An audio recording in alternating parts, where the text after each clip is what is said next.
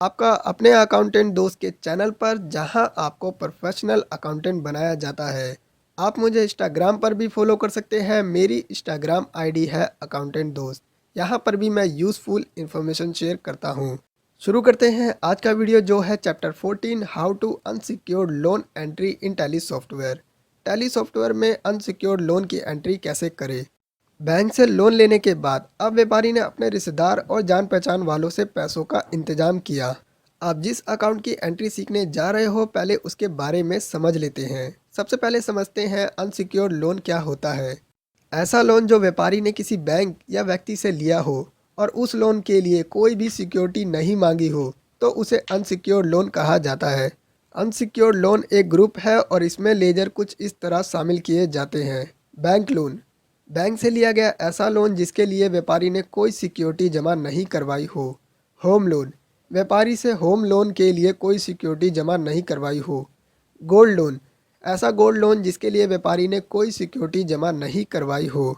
Laser और group समझने के बाद अब समझते हैं अनसिक्योर्ड लोन के नेचर को। और अनसिक्योर्ड लोन का नेचर होता है लायबिलिटी, क्योंकि व्यापारी की जिम्मेदारी है कि जो पैसे उसने अपने रिश्तेदार और जान पहचान से लिए हैं उनको वापस लौटाना है। आप समझते हैं अनसिक्योर्ड लोन की एंट्री करने के लिए किसे डेबिट करना है और किसे क्रेडिट करना है। इसके लिए अनसिक्योर्ड लोन के ट्रांजैक्शन को देखते हैं। फर्स्ट, व्यापारी ने 2 अप्रैल 2021 को 40,000 का लोन लिया विकास से अपने HDFC करंट अकाउंट में। सेकंड, व्यापारी ने 2 अप्रैल 2021 को 60,000 का लोन लिया दीपक से अपने HDFC करंट अकाउंट में। फर्स्ट ट्रांजैक्शन में दोनों ही चीज़ बढ़ रही है। फर्स्ट विकास अकाउंट और HDFC करंट अकाउंट, क्योंकि loan amount HDFC current account में ही आ रहा है और विकास अकाउंट लायबिलिटी है और HDFC करंट अकाउंट एसेट है। चैप्टर 7 में मैंने आपको बताया था कि लायबिलिटी बढ़ती है तो क्रेडिट किया जाता है और एसेट बढ़ती है तो डेबिट किया जाता है। तो विकास अकाउंट लायबिलिटी है और ये बढ़ रही है तो क्रेडिट हो जाएगी। और HDFC करंट अकाउंट एसेट है और ये बढ़ रही है तो डेबिट हो जाएगी। इसी तरह सेकंड ट्रांजैक्शन में दीपक अकाउंट लायबिलिटी है और ये बढ़ रही है तो क्रेडिट हो जाएगी। और HDFC करंट अकाउंट एसेट है और ये बढ़ रही है तो डेबिट हो जाएगी। अब आप तैयार हो अनसिक्योर्ड लोन की एंट्री करने के लिए। चलते हैं टैली सॉफ्टवेयर में। अनसिक्योर्ड लोन की एंट्री करने के लिए आपको ट्रांजैक्शन में जाकर अकाउंटिंग वाउचर को सिलेक्ट करके इंटर प्रेस करना है। अब समझते हैं अनसिक्योर्ड लोन की एंट्री कौन से वाउचर में होगी। व्यापारी अपने जान पहचान वालों से पैसे ले रहा है, यानी पैसे आ रहे हैं, रिसिप्ट हो रहे हैं, तो अनसिक्योर्ड लोन की एंट्री रिसिप्ट वाउचर में होगी जिसकी शॉर्टकट की है F6। अब एक बार फिर से ट्रांजैक्शन को देखते हैं। व्यापारी ने 2 अप्रैल 2021 को 40,000 का लोन लिया है विकास से अपने HDFC करंट अकाउंट में। अब मैंने आपको बताया था कि अनसिक्योर्ड लोन लायबिलिटी है और ये बढ़ रही है तो क्रेडिट होगी। और HDFC करंट अकाउंट एसेट है और एसेट बढ़ती है तो डेबिट किया जाता है। तो विकास अकाउंट क्रेडिट हो जाएगा और HDFC करंट अकाउंट डेबिट हो जाएगा।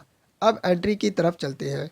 डेट को चेंज करने के लिए कीबोर्ड से F2 प्रेस करना है और डेट डाल देते हैं 2 अप्रैल 2021 और इंटर प्रेस करना है।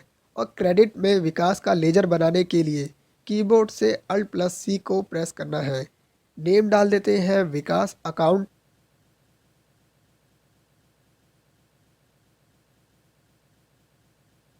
और इंटर प्रेस करके अंडर में ग्रुप डाल देते हैं अनसिक्योर्ड लोन। और लेजर को सेव करने के लिए कीबोर्ड से Ctrl+A प्रेस करना है और अमाउंट डाल देते हैं 40,000। और डेबिट में आपको लेजर बनाना नहीं है क्योंकि HDFC करंट अकाउंट का लेजर हमने पहले से ही बना रखा है। आपको लिस्ट ऑफ लेजर अकाउंट के अंदर HDFC करंट अकाउंट को सिलेक्ट करके इंटर प्रेस करना है और अमाउंट डाल देते हैं 40,000।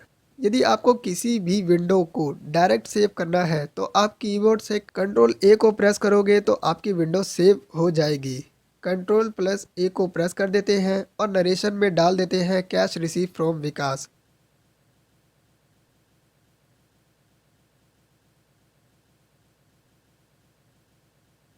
और इंटर प्रेस करके लेजर को सेव कर देते हैं। अब देखते हैं अनसिक्योर्ड के दूसरे ट्रांजैक्शन को। व्यापारी ने 2 अप्रैल 2021 को 60,000 का लोन लिया दीपक से अपने HDFC करंट अकाउंट में।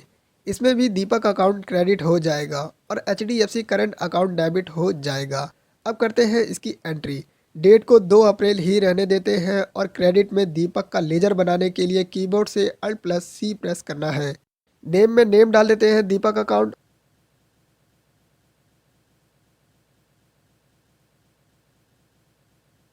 और इंटर इंटर प्रेस करके अंडर में ग्रुप अनसिक्योर्ड लोन को सिलेक्ट करके इंटर प्रेस करना है। दीपक का लेजर सेव करने के लिए अपने कीबोर्ड से प्रेस करना है Ctrl+A और अमाउंट डाल देते हैं 60,000 और इंटर प्रेस करके debit side HDFC current account को सिलेक्ट करके इंटर प्रेस करना है और अमाउंट डाल देते हैं 60,000 रुपये और इंटर इंटर प्रेस करके अपने कीबोर्ड से Ctrl+A को प्रेस करना है। नरेशन डाल देते हैं कैश रिसीव फ्रॉम दीपक